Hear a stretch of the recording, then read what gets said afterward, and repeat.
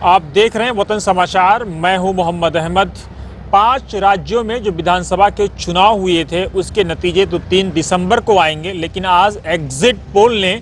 कहीं ना कहीं भारतीय जनता पार्टी के लिए मुसीबत खड़ी कर दी है। सबसे बड़ी जो चौंकाने वाली चीज़ सामने आई है वो तेलंगाना से आई है, जहां तकरीबन चुनाव से पहले बीआरएस काफ़ी बढ़त बनाए हुए थी और माना ये जा रहा था यहां पर बीआरएस की सरकार बन सकती है। लेकिन जब से कांग्रेस ने अपना अध्यक्ष बदला, रणनीति बदली और तेलंगाना को जिस तरह से सेंट्रिक करके फोकस करके कांग्रेस पार्टी ने चुनाव लड़ा है, उसने काफ़ी चौंकाने वाली चीज़ें कांग्रेस पार्टी के लिए ला करके सामने खड़ा किया है।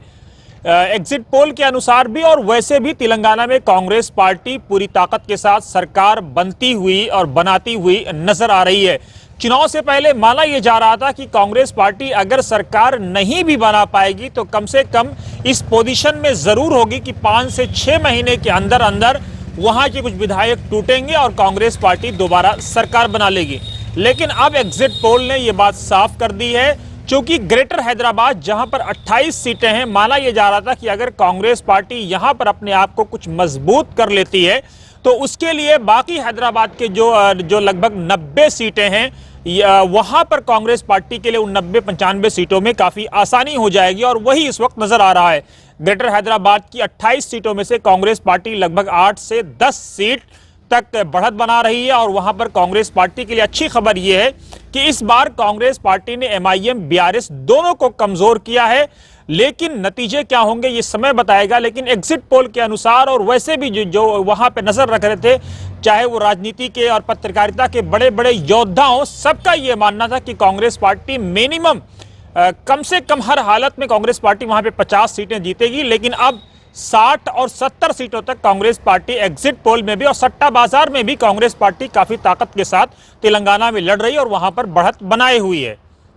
साथ ही सबसे बड़ी बात जो चौंकाने वाली सामने आ रही है वो छत्तीसगढ़ से आ रही है, जहां पर अक्सर रोगी मीडिया ने कांग्रेस पार्टी को कमजोर करके दिखाने की कोशिश की है, जबकि धरातल पर सच्चाई ये है, जो लोग इलेक्शन को करीब से कवर कर रहे थे, चुनाव को देख रहे थे, उनका ये मानना है कि कांग्रेस कम से कम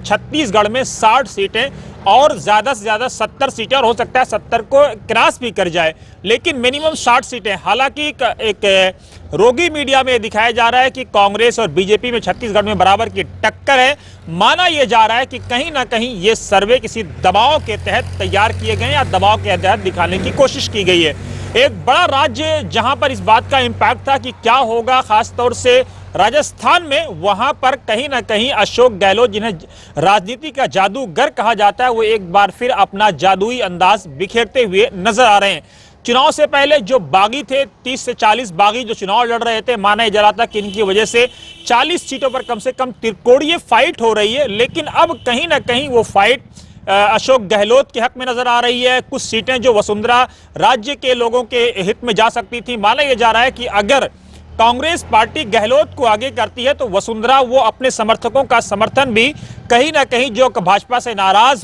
दिखाई दे रही है, वो अपने लोगों को कांग्रेस की तरफ भेज सकती है, गहलोत की सरकार बनवा सकती है। और ऐसे में कम से कम गहलोत को 100 से 110-115 सीटें यानी कंफर्टेबल मेजॉरिटी में गहलोत सरकार बना सकते हैं। मध्य प्रदेश जो एक बड़ा राज्य था, जहां पर यह माना जा रहा था कि कहीं ना कहीं कमलनाथ की सरकार बन जाएगी, लेकिन एग्जिट पोल में वहां पर अब कमलनाथ फंसते हुए नजर आ रहे हैं।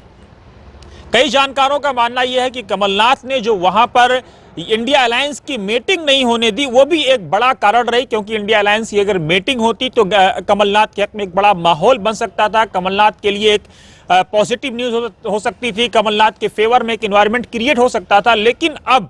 क्या होगा, हालांकि अभी भी कांग्रेस पार्टी को यकीन है, जो वहां पर जमीन पे काम कर रहे थे उन लोगों को भी इस बात का यकीन है कि कांग्रेस पार्टी एक कंफर्टेबल मेजॉरिटी में 120-125 सीटों के साथ वहां पर सरकार बना सकती है। लेकिन अगर इतने कम मार्जिन से सरकार बनेगी तो फिर ऑपरेशन कमल भी जो आरोप लगता रहा है वो भी कहीं ना कहीं अपना रंग खिलाएगा, और कितने दिनों तक सरकार चलेगी ये आने वाला समय बताएगा। लेकिन ये सब एग्जिट पोल हैं, अगर मगर लेकिन के बीच है। 3 दिसंबर को क्या होगा ये नतीजे आपको बताएंगे। लेकिन तेलंगाना में कांग्रेस पार्टी का मजबूत होना कांग्रेस पार्टी के लिए 2024 में एक शुभ संकेत हो सकता है, क्योंकि माना यह जा रहा है कि जब यूनाइटेड आंध्रा जब भी कांग्रेस ने केंद्र में सरकार बनाई है, कांग्रेस को केंद्र में सत्ता आई है, तो यूनाइटेड आंध्रा का उसमें एक बड़ा सपोर्ट रहा है, बड़ा रोल रहा है।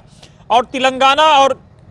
आंध्रा का जो मौजूदा हिस्सा है वो कहीं ना कहीं दोनों एक दूसरे के पूरक हैं। अगर तेलंगाना में कांग्रेस पार्टी मजबूत होती है तो आंध्रा में वाईएसआर के लिए संकट के बादल मंडरा सकते हैं, वाईएसआर के लिए खतरे की घंटी बज सकती है, क्योंकि जो तेलंगाना बोलता है वही आंध्रा बोलता है और जो आंध्रा बोलता है वही तेलंगाना बोलता है। ऐसे में अगर तेलंगाना में कांग्रेस पार्टी कंफर्टेबल मेजॉरिटी में आकर के सरकार बनाती है तो ये माना जाना चाहिए कि 2024 कम से कम भाजपा के लिए उतना आसान नहीं होगा। वैसे ही पहले से कम